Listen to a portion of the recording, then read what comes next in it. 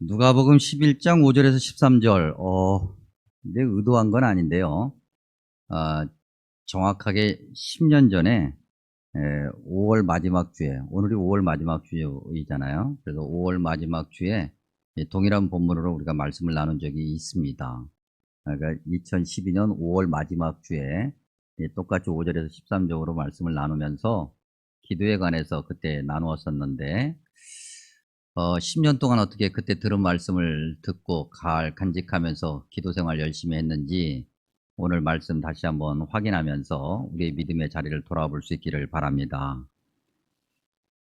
여러분들이 서점에 가시면 금세 볼 수 있는 여러 가지 기독교 서적 중에 이제 기도에 관한 책들이 좀 많이 있습니다.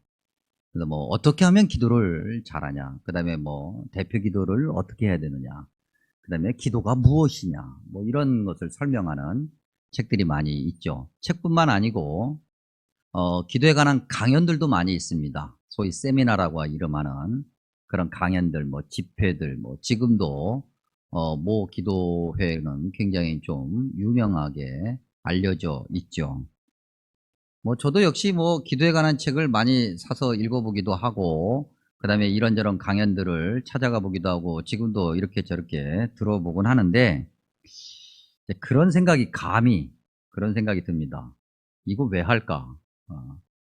이거 왜 이렇게 썼을까? 뭐 그런 생각을 종종 할 때가 있습니다. 심지어는 저건 좀 위험하다, 저건 좀 아닌데, 뭐 우리가 거창하게 뭐 학문적으로 뭐 신학적으로 뭐 그런 얘기를 하지 않아도 성경적으로 봤을 때 잘못하면 기도를 잘못 이해할 수도 있겠다, 그런 위험적인 생각들을 종종 합니다. 사실 우리 기독교 역사 안에 기도에 관해서 올바른 모습들도 분명히 존재하지만, 그렇기 때문에 교회가 지금도 존재해 왔으니까요. 그런데 기도에 관해서 잘못된 생각도 단단하게 굳어져서 그것이 마치 정답인 양 그렇게 흘러온 것들도 많이 있지요. 오늘 우리가 읽은 누가복음 11장 5절에서 13절, 사실은 1절에서부터 13절까지의 내용인데, 이것만 잘 알아도, 우리가 굳이 기도에 관한 책 안 읽어도, 기도에 관한 강연 안 들어도 우리는 올바른 기도를 하면서 하나님이 원하시는 성숙한 믿음의 모습을 가지고 살아갈 수 있습니다. 오늘 우리가 읽진 않았지만 1절에 보면 이렇게 기록되어 있죠. 요한이 자기 제자들에게 기도를 가르친 것과 같이 우리에게도 가르쳐 주옵소서. 예수님의 제자들이 예수님에게 가서 요청한 거거든요. 근데 여러분, 복음서 전체에서 예수님의 제자들이 예수님께 가서 뭔가를 해달라고, 뭔가를 알려달라고 그렇게 이야기한 곳이 여기가 유일해요. 제자들이 예수님께 가서 예수님에게 기도가 무엇인지, 기도하는 법을 좀 알려주십시오라고 이야기했다고 하는 거죠. 특이한 것은요, 예수님의 제자들이잖아요. 육신으로 예수님과 함께 매일매일 24시간을 붙어 다니는 자들이에요. 예수님이 무엇을 아시고 무엇을 원하시고 무엇을 우리에게 보여주셨는가를 제자들만큼 잘 아는 사람들이 없을 거란 말입니다. 근데 제자들이 그 많은 것 중에 왜 기도를 알려달라고 했을까? 도대체 그들은 기도를 뭐라고 생각하기에 예수님께 기도를 알려달라고 했을까? 그들이 생각하는 기도, 그들이 기대하는 기도는 무엇일까? 혹여나, 혹시나 그들이 요구한 그 기도라고 하는 것이, 그들이 알려달라고 하는 그 기도라고 하는 것이 혹시나 어떻게 하면 나를 위해, 내 목적을 위해, 내 만족을 위해 하나님을 움직이게 할 수 있을까? 이런 기도는 아닐까? 내가 원하는 것, 내가 바라는 것이 있는데 어떻게 하면 하나님이 이걸 들어줄 수 있도록 내가 잘해볼 수 있을까? 어떻게 하면은 하나님이 내 이 행동을 보고 내가 원하는 걸 들어주실까라고 하는 것을 기도로 생각했기 때문에, 그래서 예수님께 그 방법, 그 노하우, 그 비법, 그걸 알려달라고 한 것은 아닐까? 어쨌든 예수님께서는 제자들이 요구한 이 요구에 응답하시면서 기도에 대해서 가르쳐 주십니다. 그것이 1절부터 시작되어서 13절까지 내용이죠. 그리고 우리는 1절에서 13절 중에서 뒷부분 5절에서 13절을 읽었습니다. 1절에서 4절은 우리가 이미 잘 알고 있는 것처럼 소위 주 기도문이라고 하는 내용이고요. 5절에서 13절은 그 주 기도문의 실예, 어떻게 보면 비유로 그 예를 들어서 보충 설명한 것이 5절에서 13절이에요. 자, 이제 우리가 이 5절에서 13절을 통해서 다시 한번 기도가 무엇인지를 확인해 보고자 합니다. 교회 다니는 사람들이 기도에 대해서 말할 때 일반적으로 순간 떠올리는 내용, 좋아하는 구절이 있습니다. 그게 뭐냐면 9절과 10절이에요. 9절과 10절에 우리에게 너무나도 잘 알려져 있는 표현이 있습니다. 뭡니까? 구하라, 그러면 너희에게 주실 것이요. 찾으라, 그러면 찾아낼 것이요. 문을 두드리라, 그러면 너희에게 열릴 것이니 구하는 이마다 받을 것이고 찾는 이마다 찾아낼 것이고 두드리는 이에게 열릴 것이다. 그래서 교회 다니는 사람들이 기도하면은 이걸 먼저 생각해요. 그래서 구해와, 열심히 찾아, 열심히 두드려, 그러면 다 돼. 다 돼요? 다 돼요, 여러분? 돼요, 안 돼요? 오늘 말씀에 기록된 대로 기도를 그렇게 생각해서 열심히 구하고 열심히 찾고 열심히 문을 두드렸더니 그대로 돼요, 안 돼요? 얘기 잘하세요? 돼요, 안 돼요? 이렇게 자신감이 없어서 무슨 믿음 생활한다고 하시겠어요? 돼요, 안 돼요? 돼요? 집사님 분명히 돼요? 분명히 돼요. 책임질 수 있어요? 어떻게 책임질 거냐? 됩니다. 그렇게 됩니다. 구하면, 찾으면, 문을 두드리면 돼요, 안 돼요? 됩니다. 안 구해요. 안 찾아서. 안 두드려서. 아니에요, 목사님. 구했고, 찾았고, 두드렸는데요? 에이, 그렇게 구하고, 그렇게 찾고, 그렇게 두드려서 될까? 사탄은 뭐 아무것도 안 하고 가만히 있어요? 사탄은 열중시하고 구경하고 있어요? 안 그래요. 우리가 언제 성경에 기록된 것처럼 그렇게 구해본 적이 있으며, 우리가 언제 성경에 기록된 것처럼 그렇게 찾은 적이 있으며, 우리가 언제 성경에 기록된 것처럼 그렇게 열심히 두드려 봤던가. 근데 성경은 9절과 10절 그 이전에 더 중요한 것을 우리에게 이야기하고 있습니다. 기도가 무엇인가? 그것부터 우리가 알아야 되겠죠. 그래야 제대로 구하고 제대로 찾고 제대로 두드릴 테니까. 성경에서 이야기하는 기도 5절과 8절의 비유를 통해서 확인하면 기도란 첫 번째, 제일 먼저 하나님을 찾는 거예요. 그게 기도예요. 우리가 살다 보면 여러 가지 일들을 경험합니다. 어떤 상황에 처할 수도 있고 어떤 일을 경험할 수도 있고 여러 가지 일들을 우리가 만나게 되는데 그때마다 어이쿠, 나를 도와줄 수 있는 사람이 누굴까? 세상부터 바라보는 것이 아니라 하나님부터 바라보는 거예요. 그게 기도예요. 하나님께 먼저 나아가는 거죠. 근데 우리는 너무나도 쉽게 세상부터 봐요. 사람부터 찾아요. 누가 나를 도와줄까? 그리고 난 다음에 기도의 자리로 와요. 그나마 그때라도 오면 다행인데 대부분은 오지 않아요. 기도란 무엇인가? 5절에서 8절의 비유를 통해서 계속해서 확인해 보면 하나님을 가장 신뢰하는 거예요. 지금 당장 눈앞에 뭐가 보이지 않아도 가장 하나님을 신뢰하는 거예요. 여러분, 우리가 종종 그러잖아요. 무슨 문제가 생기면 기도의 자리로 와요. 그나마 오는 거 다행이에요. 그런데 갑자기 어느 날 또 안 보여. 그건 뭐예요? 그 문제 해결된 거야. 아니면 스스로 포기했든지. 그건 하나님을 신뢰하는 모습이 아니에요. 하나님을 신뢰한다라고 하는 것은 전적인 신뢰잖아요. 하나님께 간다라고 하는 것은 하나님이 아니면 답이 없다는 거잖아요. 하나님이 아니면 안 된다는 거잖아요. 그런 신뢰를 갖는 것이 기도인 거예요. 5절에 보니까 밤중이다 그랬습니다. 이 비유인데 이 밤중은요, 한밤중을 얘기한 거예요. 12시. 요즘엔 12시도 초저녁이죠, 뭐. 잠 안 자. 그래서 뭐 새벽 2시, 3시까지 막 사람들이 놀고 다녀요. 근데 복음서 당시에, 아니 복음서 당시도 아니에요. 불과 뭐 몇십 년 전에 12시면 어떤 거예요? 그야말로 오밤중에, 한밤중에 다 자. 고요해. 그 밤중에 누군가를 찾아간다고 하는 것은 그야말로 민폐예요. 그런데 7절 그대로 모두가 잠들기 시작한 그 깊은 밤에 그 시간에 상관없이 찾아가는 거예요. 그게 기도예요. 문전박대 당할 리가 없다라고 기대하면서 분명히 찾아가면 해결될 거야 라고 하면서 하나님을 찾는 것, 그게 기도라고 하는 거죠. 그런데 오늘 말씀 비유해 보니까 그렇게 해서 찾아갔는데 환영받았어요? 거절당했어요? 거절당했어요. 야, 도대체 몇 시인데 다 잠들어 있는데 이게 뭐야?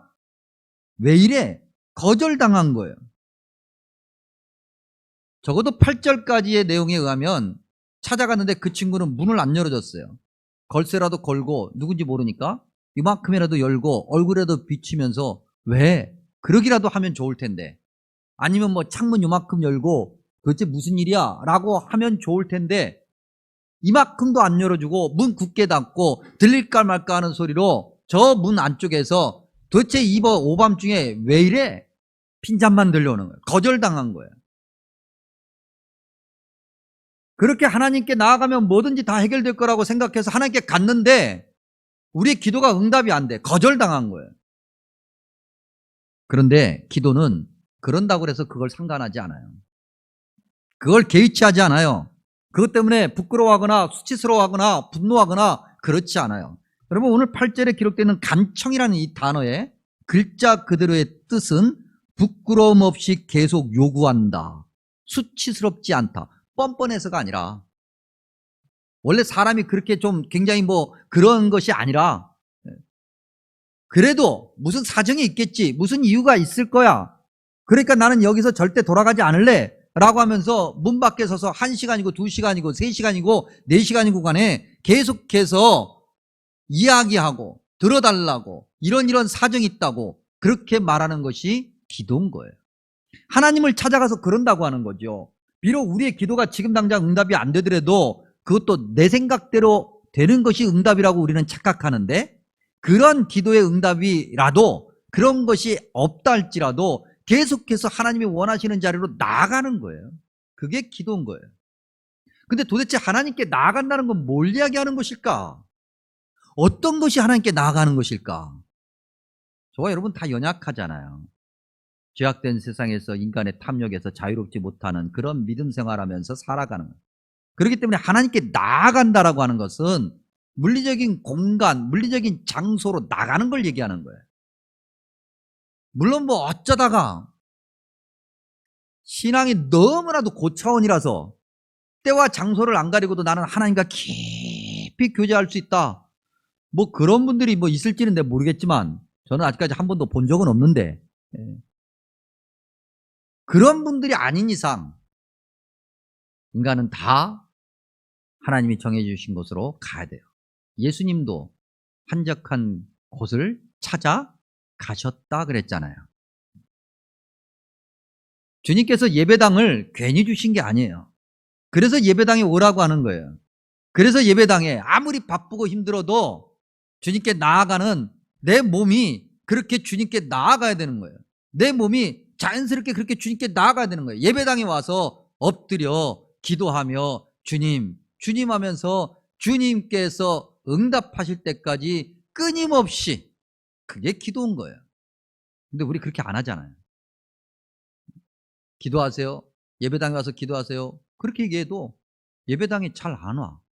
예배당에 오는 분들이 거의 없어. 와도 어쩌다 몇 번 왔다가 그 다음에 안 와. 그러니 무슨 기도의 응답이 있어요? 몇 번 왔다 갔다 하고 난 다음에 기도했다고 하니 사람 속 터질 일이죠. 안 되는 거예요, 여러분. 하나님을 가장 먼저 신뢰하고 하나님께 가장 먼저 찾아가고 예배당에 나와서 엎드려 하나님 하나님 주여 주여 하는 것이 기도라고 하는 것. 그러면 기도의 내용은 어떤 것인가? 즉 그렇게 나와서 우리가 기도할 때 무엇을 담는 것인가? 오늘 비유를 통해서 확인해 보니까 기도의 내용은 누군가를 위해 어떤 행동을 하는 거예요. 그게 기도의 내용이에요. 그를 위해서 기도의 자리로 가는 것부터가 행동하는 거잖아요. 그래 내가 기도해야지, 그 사람을 위해서 기도해야지. 그러면 정말 그 기도 제목을 붙들고 예배당으로 나오는 거잖아요. 움직이잖아요. 행동하잖아요. 기도해야지 그리고 가만히 앉아있어. 안방에 기도해야지 그리고 카페에 가만히 앉아있어. 그건 기도가 아닌 거예요. 6절에 보니까 내 벗이 여행 중에 내게 왔다. 이 벗이 분명히 오밤중에 왔을 거예요. 어두운 밤에 오랜 길에 먹을 거 없어서 제대로 먹지도 못하여 지친 몸으로, 그래도 친구니까 찾아왔어요. 오자마자 첫 마디가 배고프대.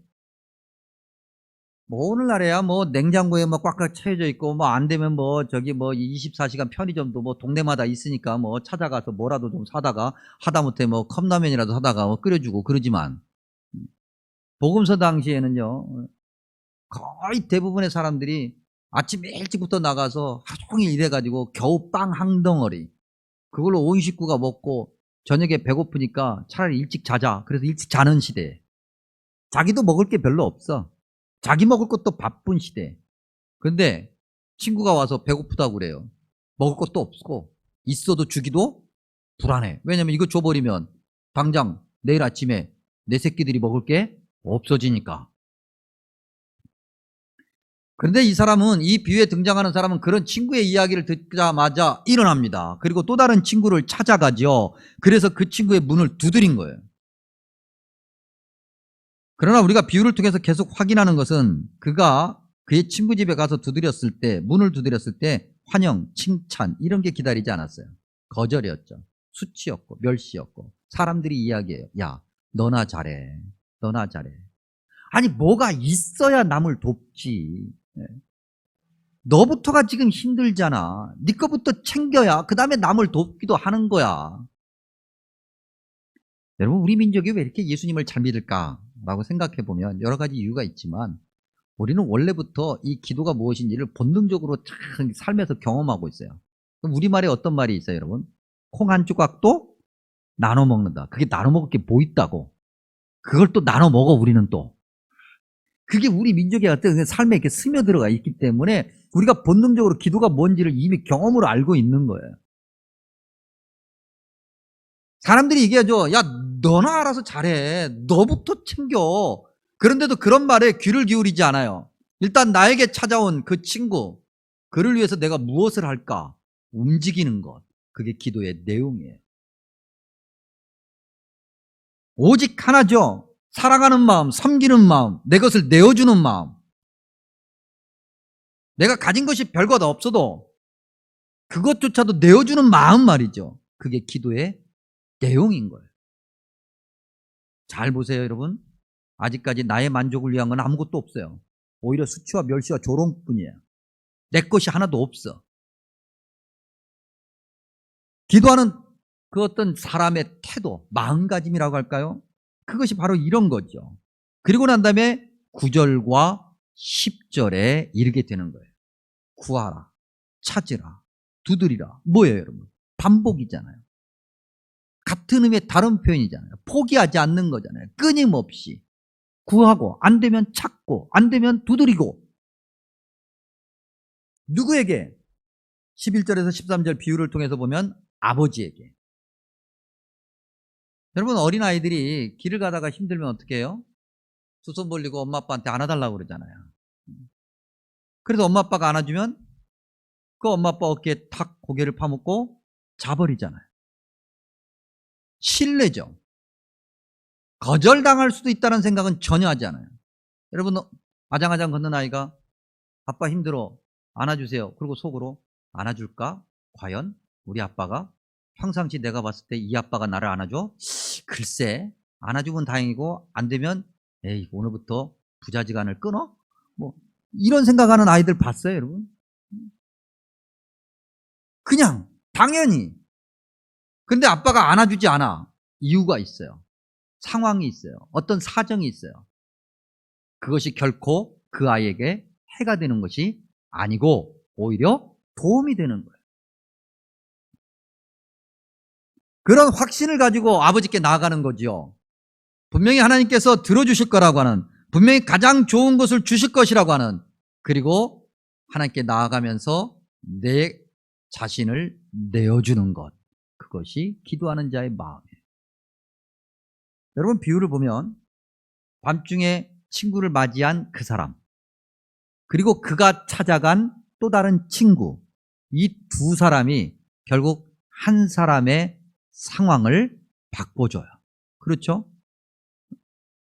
왜 오밤중에 왔냐고 투덜투덜했지만 그래도 친구가 왔으니 떡 3덩이, 그래 마침 우리 집에 떡 3덩이 있는데 그래 가져가자 준 거예요. 너무나도 기쁜 마음에 그 친구가 그 떡을 가지고 가요. 그리고 자기를 찾아온 친구에게 얘기하죠. 야, 내가 이 또 다른 친구 집에 갔더니 이 친구가 이걸 줬어. 고맙지, 감사하지. 그 밤중에 찾아온 사람이 미안해, 고마워해, 감사해, 즐겁고 행복해. 준 사람도 행복하고 받은 사람도 행복하고 모두가 행복해요. 여러분, 제가 선교사님들한테 간 적이 몇 번 있습니다.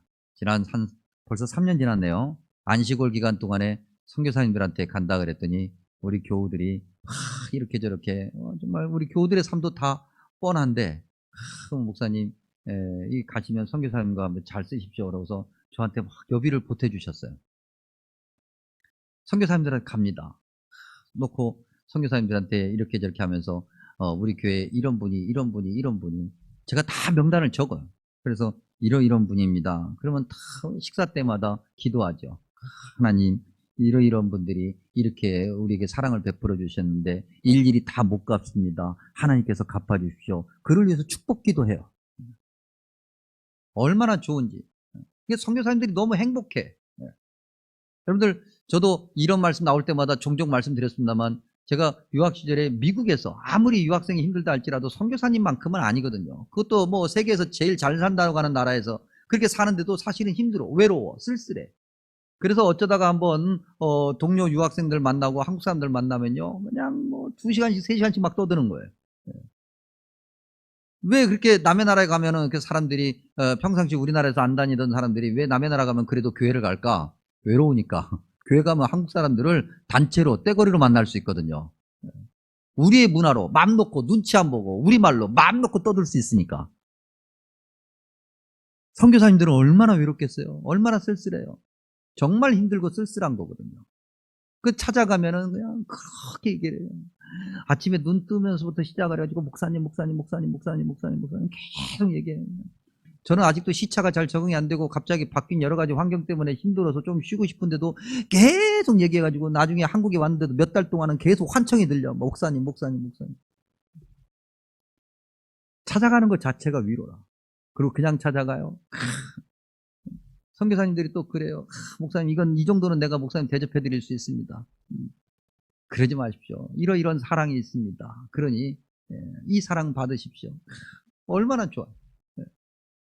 그게 기도하는 자의 마음이고 기도하는 자의 행동인 거예요. 그것으로 많은 사람이 행복해. 그렇게 준 사람도 행복하고 전달한 사람도 행복하고 받은 사람도 행복하고 모두가 행복해. 여러분들 혹시 제가 어디 간다고 그럴 때 선교사님한테 간다고 할 때 이거 목사님 좋은 곳에 쓰십시오 하고 주시면서 속으로 의심하는 분 계세요 혹시?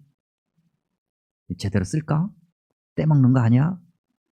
딴 데 가서 혹시 엉뚱한 데 쓰는 거 아니야? 그런 분이 혹이라도 이만큼 그런 마음이 있으시다면 찾아오십시오. 제가 다 설명해 드리겠습니다. 기도는 그런 거예요. 그런데도 우리 마음속에 이런 생각을 지울 수가 없어요. 그러면 내 것은 나는 어떻게 되는 거야? 내 것은 어떻게 되는 거야? 내 기도는 내가 바라는 것은 내가 원하는 건 어떻게 되는 거야? 기도가 이렇게 남을 위해서 남만 좋자고 그렇게 하는 것이 기도라고 한다면 그러면 나는 이런 질문이 저절로 들지요. 그런 우리의 연약함 때문에 주님께서 13절을 기록해 놓으셨어요. 너희 하늘 아버지께 구하는 자에게 성령을 주시지 않겠느냐. 기도하는 자에게 하나님께서 성령을 주신다는 거죠. 이건 또 무슨 말일까? 여러분, 이 13절의 답을 우리는 사도행전 2장에서 찾을 수 있어요. 사도행전 2장 우리가 너무나도 잘 알고 있죠. 성령 강림 사건이 있잖아요. 여러분, 우리는 성령 강림 사건 이거 수백 번 수천 번 재확인해야 돼요. 성령 강림 사건 우리는 꼭 그 부분만 봐요. 그래서 뭐 모여서 기도했더니 뭐 갑자기 막 종교적인 어떤 그런 신비한 체험을 하고 말이죠. 막 갑자기 방언을 했다. 그건요, 성령 체험의 시작, 겉부분만 이야기한 거예요. 그럼 사도행전 2장 전에 뭐가 있었어요? 1장에서 부활하신 주님께서 주님의 백성들을 불러 앉혀놓고 말씀을 집중 강론하시고, 그리고 그 들은 말씀을 붙들고 온 교회가 점심으로 기도했더니 성령의 놀라운 능력이 나타나고, 그리고 난 다음에 기독교인들의 행동이 나타나요. 성령의 능력을 받은 자들의 행동이 나타나요. 어떤 행동이에요? 서로의 물건을 통용하고 네 것 내 것 없이 필요한 자들에게 나눠주며 서로를 위해서 기도하고 서로를 사랑하고 섬기고, 그랬더니 많은 사람들이 보면서 칭찬했고 믿는 자들이 날마다 더하더라. 우리의 기도 제목, 우리가 원하는 거, 우리가 바라는 거, 그걸 하나님이 모르실까? 아니죠. 하나님은 다 알고 계셔요. 우리가 하나님이 원하시는 기도의 자리로 나아갈 때, 하나님이 원하시는 기도를 할 때, 그런 기도의 내용을 채울 때 주님께서는 우리도 역시 그 누군가의 기도를 통해서 우리의 모든 것들이 우리가 가장 좋은 곳으로 인도함 받도록 그렇게 하나님께서 이끌어 가신다. 기도하는 자들이 모이면 그래서 누이 좋고 매부 좋고 다 좋은 거예요. 누구든지 다 행복해지는 거예요. 모두가 다 행복해지는 거예요.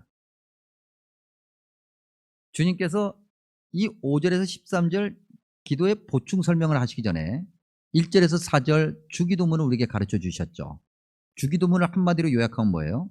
하나님의 영광을 위한 기도. 물론 우리를 위한 기도 내용도 있어요. 일용할 양식, 그렇죠? 60평이 너무 작아. 적어도 120평은 돼야지. 그런 게 아니라, 아이고 내가 한 달에 벌어봐야 겨우 푼돈 이거 한 달에 겨우 1억씩 벌어서 되겠나? 이 적어도 한 달에 한 10억은 돼야지. 이런 기도가 아니라 어떤 기도요? 일용할 양식. 그날 하루 먹으면 감사하다. 왜? 하나님께서 그 다음 날도 먹게 해주실 거고, 그 다음 날도 먹게 해주실 거고, 그 다음 날도 먹게 해주실 거고, 죽을 때까지 먹게 해주실 거니까. 하나님의 영광을 위해서 사는 그리스도인들, 하나님의 영광을 위해서 엎드려 주님께 간구하는 것, 그것이 기도죠. 그래서 주님께서 기도를 가르치시면서 강조한 11장 2절이 우리에게 중요한데, 11장 2절을 다른 번역으로 다시 한번 읽으면서 말씀을 마칩니다. 너희는 기도할 때 이렇게 기도하라. 아버지여, 아버지의 이름이 거룩하게 하여 주시고 아버지의 나라를 오게 하여 주옵소서. 아멘. 기도합니다.